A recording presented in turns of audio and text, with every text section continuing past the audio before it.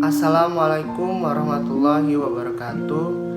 Perkenalkan, nama saya Jerry Abinta Ramadan, semester 5, NPM 1811080362. Di sini saya ingin menjelaskan materi tentang respectful.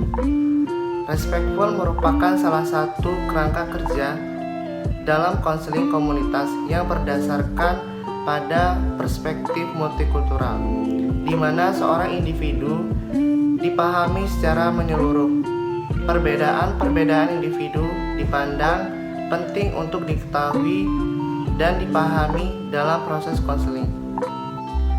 Dikarenakan model konseling komunitas ini menekankan perhatian pada beberapa aspek multikultural, maka penting untuk mengklarifikasikan apa yang dimaksud dengan divestasi kultural dan konteks aplikasi praktisnya dalam layanan langsung. Kerangka kerja respectful berisi 10 faktor yang sangat berpengaruh terhadap perkembangan mental konseling dan perkembangan personal dalam beberapa hal. Ke-10 faktor tersebut ialah: yang pertama adalah identitas religius, adalah cara-cara individu secara personal dalam mengidentifikasikan dirinya dalam agama atau kepercayaan yang ada, di mana umumnya mereka akan mempercayai pengalaman-pengalaman yang bersifat ekstraordinari yang melampaui batas-batas pandangan barat yang bersifat empiris, modern, serta psikologis. Yang kedua adalah latar belakang kelas ekonomi, yaitu bagaimana perilaku, nilai-nilai, pandangan, dan sikap individu dapat dipengaruhi oleh latar belakang kelas ekonomi mereka. Dengan mengenali pengaruh dan aspek tersebut terhadap perkembangan mereka, maka konselor harus lebih selektif terhadap cara-cara di mana faktor ini dapat mempengaruhi kekuatan konseling dan dalam menggunakan permasalahan mereka dalam setiap konseling. Yang ketiga adalah identitas seksual. Identitas seksual akan berhubungan dengan identitas gender individu. Peran gender atau orientasi seksual.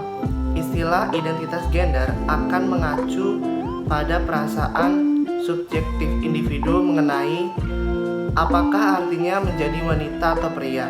Identitas gender individu akan sangat terpengaruh oleh beragam peran yang dimiliki oleh pria dan wanita. Yang keempat adalah perkembangan psikologis. Perkembangan psikologis dalam aspek ini konselor mengacu pada kematangan psikologis konseling yang berbeda dengan konseling lainnya yang mungkin memiliki latar belakang usia, etnis, ras, dan identitas yang sama pada mereka. Yang kelima adalah identitas ras dan etnis.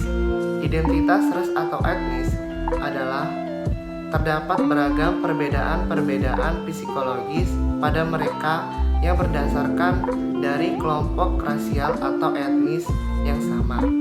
Variasi-variasi psikologis ini umumnya disebut dengan perbedaan yang dialami oleh kelompok.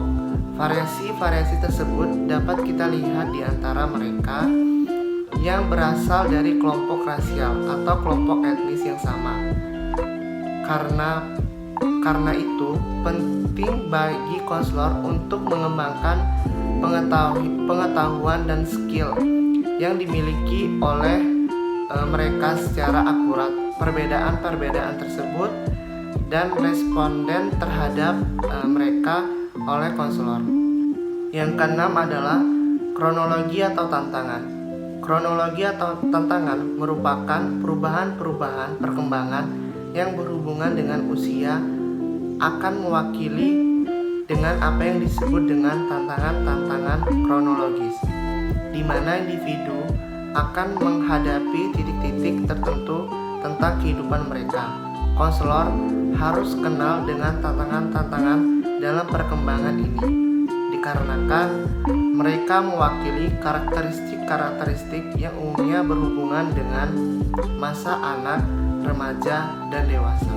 Yang ketujuh adalah trauma dan ancaman-ancaman lainnya terhadap kesejahteraan individu. Trauma dan ancaman-ancaman lainnya terhadap kondisi individu juga akan tercangkup dalam model konseling respectful untuk menekankan kompleks pada situasi-situasi penuh tekanan sehingga akan menyebabkan konseling dapat mengambil keputusan yang membahayakan psikologi dan bahkan melukai diri mereka. Yang ke-8 adalah sejarah dan latar belakang keluarga. Merupakan kultural ini di dunia mencakupkan peningkatan jumlah keluarga dengan bahkan yang sangat berbeda dalam beberapa pandangan, sehingga konselor melihat keluarga dalam beberapa makna. Ada yang sehingga keluarga biasa, keluarga normal, dan keluarga yang berfungsi secara sehat dalam latar belakang keluarga ini.